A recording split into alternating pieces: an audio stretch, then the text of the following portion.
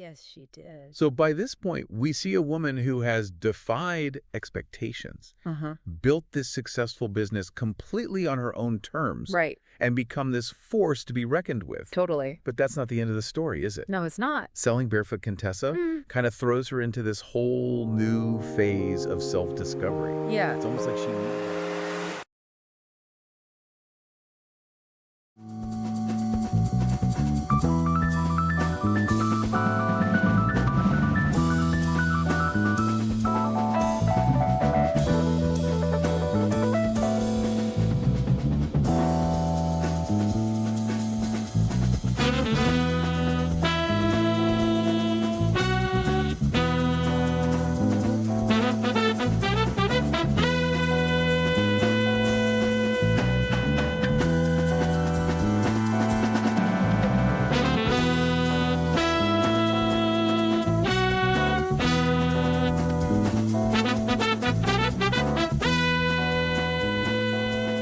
Welcome to our deep dive, everyone. Today, we're going beyond recipes. We're cracking open Ina Garten's new memoir, Be Ready When the Luck Happens, to really get a taste of what made her.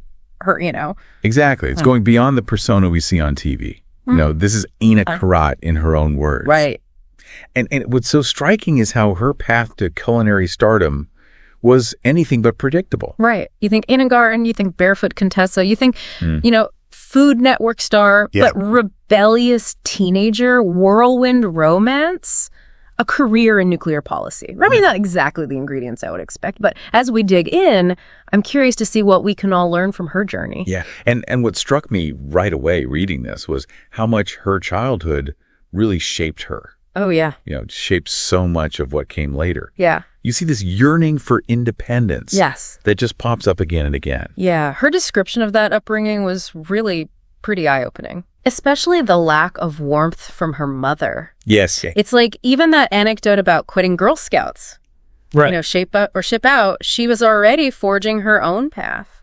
Exactly. And it's not just being defiant, Right. It's almost like needing to prove her worth. Yeah. To find satisfaction in her own achievements. Yeah. Because that wasn't coming from her family. And it makes me think about how she talked about those science fair wins. It was like her parents barely even reacted. Wow. But there's like Bona methodical even then. Right.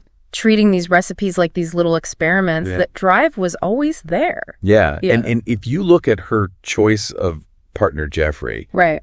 It's another break from the past. Yes. He's encouraging her independence right from the start. Yeah. Letting her trip along without a care. Yeah. Their love story is wild. Yeah. I mean, that first date, she's underage. I know. Suggesting a bar in another state. I know. Talk about defying expectations. I know. It's amazing. It's amazing. But it's their letters. Yeah. That reveal the depth. Oh, yeah. Jeffrey's long-term thinking. Yeah. Contrasted so starkly with that dynamic she had with her parents. Yes. It's like she chose a relationship built on mutual support. Yeah. Something she hadn't experienced before. And that support proves crucial when she makes this, kind of impulsive decision. Yes. To buy Barefoot Contessa. Oh, yeah. Zero experience in the food industry. Her parents are horrified. Yeah. It's such a 180 from that government job. Right. But that leap of faith is so telling. Yeah. In her government role, she craved agency. Yeah. Barefoot Contessa offered her that, immediate feedback, fast-paced problem solving. It just clicked with that side of her. That first weekend at the store? Oh my gosh. Pure chaos. Yeah. Her and Diana working nonstop. They even bought out another bakery's entire stock just to keep up. I love that story. It's crazy. But even exhausted, she's exhilarated. Yeah. It speaks to her need to learn to master new skills. This wasn't just about selling food. This was about proving herself. And that sets the stage for, all the challenges ahead. Oh, yeah, for sure. Barefoot Contessa was a crash course in entrepreneurship. It was. It forced her to learn and adapt so quickly. Right. She faced demanding customers, staffing nightmares. Oh, yeah. Remember the drug dealer's party? My gosh. It wasn't all sunshine and roses. No, it wasn't all, beautiful produce and, flowers and... No, definitely not. Perfectly arranged cheese boards. But it was in navigating those obstacles that she honed her management style. Oh, for sure. She learned to trust her gut, like when she realized that staff member was stealing. Right. tough, but it made her a sharper, more resilient businesswoman. And even that little detail about the gold necklace. Oh, yeah. You know how that changed customer perception? I mean, it reveals the savvy understanding of presentation and the impact, it has on success. Yes. It wasn't just about the food. It was the whole experience, the whole thing. And speaking of experience, yes, that Wall Street duck anecdote. Oh, classic. Classic, Ina. Yeah. A guy wants to buy the entire roast duck. Right. She refuses. Yeah. She wasn't driven by quick profits. Right. She cared about quality and fairness for all of her customers. Yes, she did. So by this point, we see a woman who has defied expectations, built this successful business completely on her own terms, right, and become this force to be reckoned with. Totally. But that's not the end of the story, is it? No, it's not. Selling Barefoot Contessa kind of throws her into this whole new phase of self-discovery. Yeah. It's almost like she needed that break to figure out what really mattered. Yes, and it's so fascinating how this echoes Gail Sheehy's passages. Right. Women in their 30s redefining their paths. That resonates so much with Ina's experience. And she even jokes about how torturous enforced idleness was for her. Yes. That hilarious manicure story. Yeah. But this is where she hones her writing voice. Right? Think about it. Without that space to reflect, would we have the iconic cookbooks? Right. Would we have the TV shows? Exactly. And remember the advice she gets from Cecily Stranahan. Oh, yeah. Stepping back to let new possibilities emerge. Yes. It's a reminder that sometimes the most unexpected turns lead to the most fulfilling destinations. I love that. But Ina's journey is far from over. Right. She's about to step onto a whole new stage, television. Yeah, I know. And I can't wait to see what insights we uncover in this next chapter. Me too. So stay tuned. We'll be right back. Welcome back to our deep dive into Be Ready When the Luck Happens. We left off with Ina selling Barefoot Contessa and stepping into a period of self-discovery. Right. Little did she know a whole new chapter was about to begin television. It's funny because, she initially resisted the idea. Yeah. You'd think after the intensity of running a store, she'd crave a quieter life. Yeah. But Ina being Ina, she found a way to make television her own. Totally. It's like she brought the spirit of Barefoot Contessa right into our living rooms. Right. That focus on genuine connection, Yeah.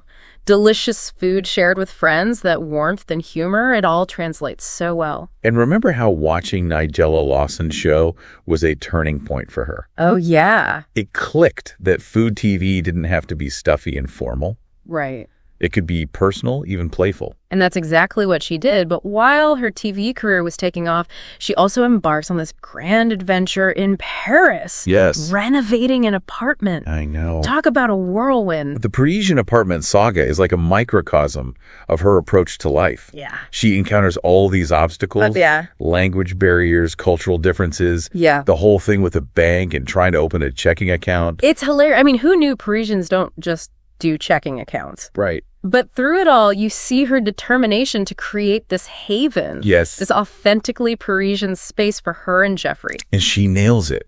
She does. The descriptions in the memoir are so vivid. You can practically smell the fresh croissants and feel the cozy atmosphere she created. I know. And that anecdote about Jeffrey's reaction to the finished apartment. Oh, yeah. Years later, he reveals that was the happiest day of his life. Oh. It speaks volumes about the power of creating a space that truly feels like home. It's so touching, and it ties into this recurring theme we see throughout the book, the importance Ina places on connection. Yes. Whether it's through her shows, her cookbooks, or her personal relationships, she's always striving to create community. Absolutely. Think about that New Year's Eve dinner in Paris. Yeah. With Walter and Patricia Wells. Yes. It perfectly captures the joy of shared meals and close friendships. Even the butcher giving Ina his home phone number just in case she forgot how to cook the roast. It's so great. It's that human touch that really resonates. It does, but life, as always, throws curveballs. Right. The COVID-19 pandemic hits, and the world feels like it's turned upside down. Yet again, we see Ina's resilience and adaptability shine through. It's amazing how she found new ways to connect with her audience during that time. Right. Everyone was panicking about pantry staples. Right. And there's Ina on Instagram offering practical solutions and comforting recipes. And who could forget that iconic Cosmo video? Oh, God. It was a much-needed moment of levity. Yes. Reminding us that even in the midst of chaos, we can still find reasons to smile. Yeah. It perfectly encapsulated her ability to connect with people on a genuine level, even through a screen. It's a powerful reminder that sometimes the simplest things, a cocktail, a shared laugh, can have the biggest impact. Yeah.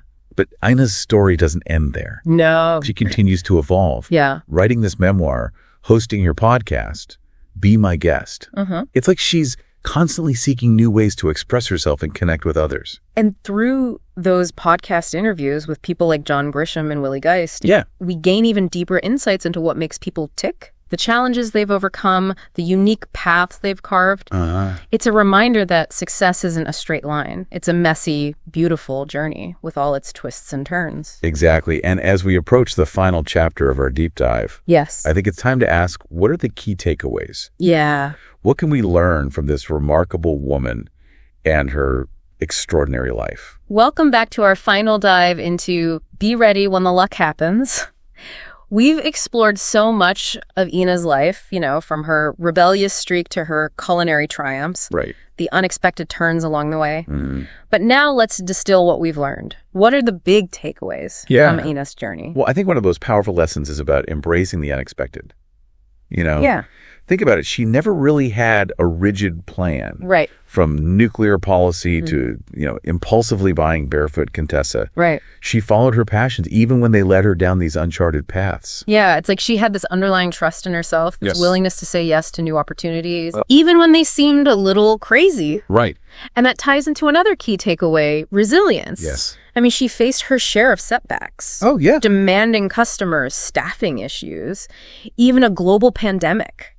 But she never let those challenges define her. She never did. She took those experiences and learned from them. She adapted. She pivoted. She always found a way to come back stronger. And I think that resilience is intertwined with another crucial element. The importance of human connection. You see throughout the book how much she values her relationships with Jeffrey, her friends, her staff. Her team. Those connections are her bedrock, They are. They fuel her creativity. They provide support during tough times. And ultimately, they enrich her life in a way that goes beyond success. It does. It's a reminder that achieving goals is great. But it's the people we share the journey with that really, really matter. And remember that anecdote where Rob Marshall shares Liza Minnelli's advice with Ina? Be ready when the luck happens. It perfectly encapsulates Ina's approach to life. It really does. It's about putting yourself out there, working hard, and being open to those unexpected opportunities when they arise. But, as she points out, it's not just luck. It's about being prepared, having the skills and the drive to seize those moments when they present themselves. It's that combination of preparation and serendipity that makes her story so compelling. I agree. And what's even more remarkable is that she achieved all of this despite a rather challenging childhood. That lack of support early on could have easily held her back. But instead, it fueled her desire for independence. Her determination to create a life filled with warmth and connection. It's really a testament to the power of choosing your own path. Even if it means breaking free from expectations. Absolutely. So as we wrap up this deep dive, I'm left with a question for you, our listener. How can you apply Ina's wisdom to your own life? How can you be more open to the unexpected? How can you cultivate resilience in the face of challenges? And how can you prioritize those genuine connections that bring you joy and meaning? It's something to reflect on as you maybe whip up one of Ina's delicious recipes. Remember, the journey doesn't end here. No, it doesn't. Keep exploring, keep learning. Yes. And always be ready when the luck happens. Until next time, happy deep diving.